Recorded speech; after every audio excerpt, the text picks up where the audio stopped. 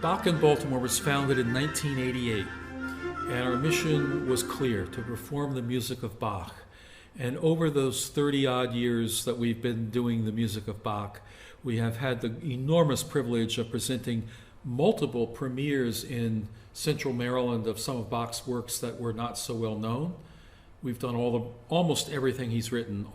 We've done 160 of the 210 cantatas, all 6 Brandenburgs, all 6 motets, the Passions, the B minor Mass, most of the Lutheran Masses, nearly all the concerti. And we have just found each one to be a true gem. We've also branched out and done music of Bach's peers, including some lesser well-known, Zelinka, as well as better-known ones like Telemann and Vivaldi. But we've also found it worthwhile and interesting to look at people who followed Bach in time, but who great devotion to Bach had a big influence on their music. And in the Romantic period in particular, there were 2 such people. And one of those 2 people was Felix Mendelssohn. Mendelssohn was born in 1809, so he was born 59 years after Bach died. And he died in 1847. And it just always breaks my heart when I think about people like Mendelssohn and Mozart and these people who died so young and yet did so much. Imagine if they had lived as Bach did for 65 years, or as Handel did, who lived even longer. It would have been a remarkable treasure, probably, of music. Mendelssohn was working on his 3rd oratorio when he died, and we have just a little snippet of it, and that snippet is glorious.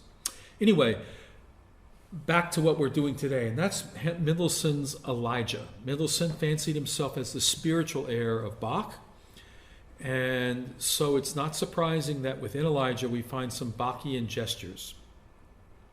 The name Elijah itself comes from the Hebrew, meaning my God is Yahweh. And actually that idea of who is God Yahweh, or in the Elijah music, is it Baal? That's one of the 3 or 4 stories within the larger oratorio. That, I think, is, for me, the central story of the oratorio, and I'd like to just look at that one central story with you for a moment. Let me paint the picture. Today's modern Israel was actually 2 states, and the northern state was run by Ahab. And it is in the northern state that Elijah finds himself in the presence of Ahab and Ahab's wife Jezebel. And Jezebel followed Baal. And so the priests of Baal were very prominent in the land. And so this idea of which God should be the one you should worship was active when the time of Elijah the prophet. So here we have the story of Elijah asserting that the true God is Yahweh, the God of Abraham and Isaac, and the Baal priests and their God was a false god. So the scene begins with Elijah saying to Ahab that he has troubled Israel because he has allowed them to worship Baal. And Ahab says, no, not me, you, Elijah, you've troubled Israel. And so begins a short dialogue with Elijah saying, okay, let's settle it. He kind of angrily replies, let's settle this. Let's you and I have a contest. Let's have all the people assemble on Mount Carmel to witness a contest between the priests of Baal, who can call on their God, and my God, God of Israel, who I will call on. And we'll have a sacrifice. We'll sacrifice a bull. We'll build a pyre, and we'll call to our God. Whoever's God lights that on fire will be the true God. And so Ahab rather readily agrees. The 500 priests of Baal gather. The people gather, and they all are up there.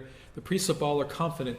And to sort of depict the abundance of the priests of Baal, Mendelssohn starts off having them sing in the choir representing the priests in 8 parts. They sing in a kind of a maestoso, self-assured way. They sing.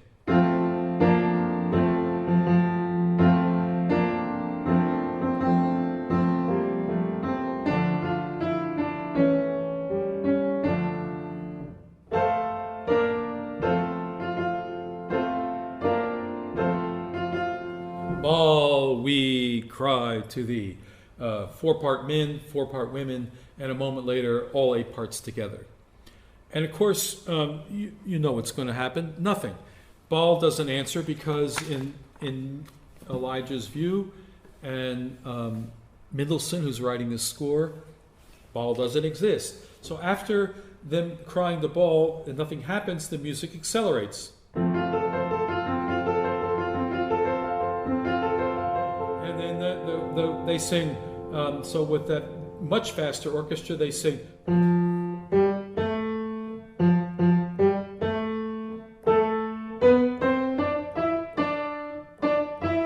So the orchestra's going.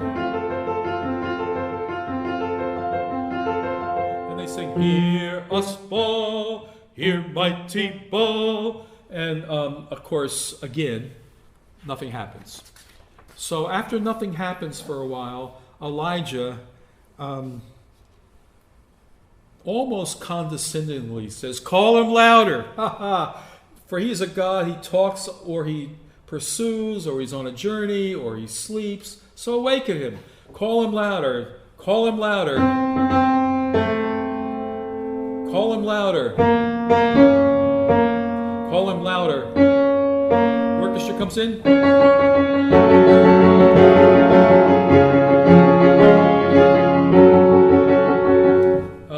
And so they the woodwinds are pounding away, and the choir sings, hear a cry, O Baal. Boom, boom, boom, boom, boom.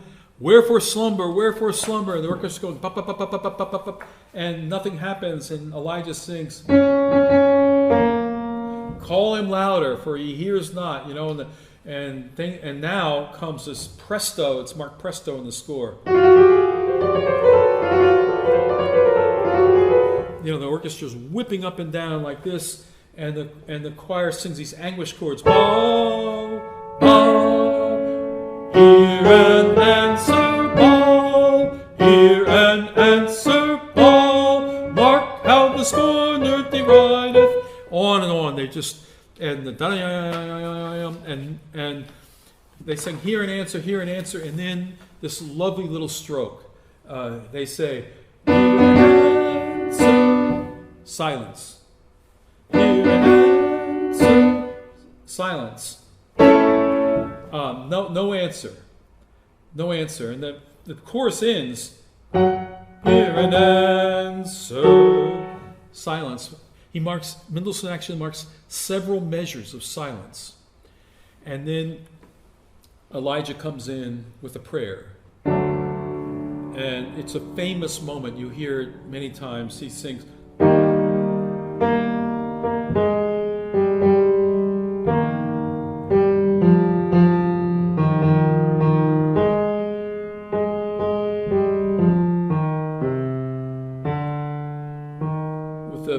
beautiful orchestral accompaniment. Lord God of Abraham, Isaac, and Israel, this day let it be known that thou art God.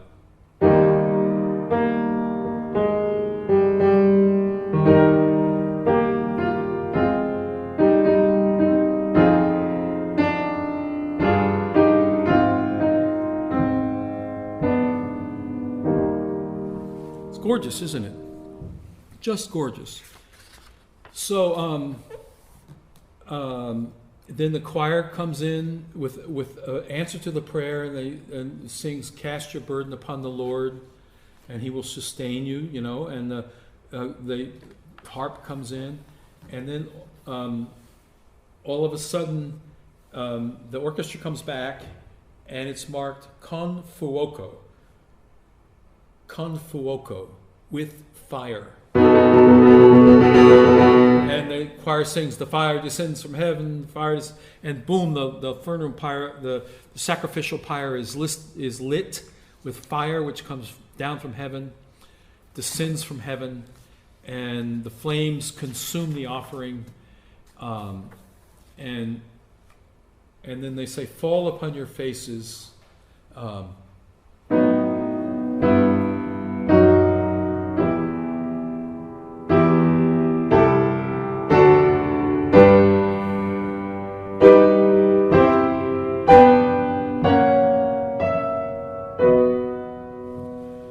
The Lord is God, O Israel, hear.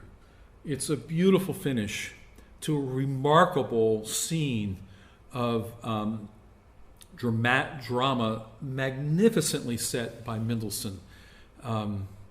There's other scenes within this piece which I find, of course, compelling and beautiful, but I have to say I always look forward in a particular way to this little moment because it's just so wonderfully powerful, so beautifully written. So please stay in touch with Bach in Baltimore at bachinbaltimore.org. Come visit us. We perform on the first Sunday of every month. Lots and lots of Bach, other great Baroque composers, and Mendelssohn's Elijah, and pieces like that, and the Brahms Requiem, the great composers in the generation that followed who paid homage to Bach are also part of the music that we give to the community, and we'd love to share it with you. Thank you.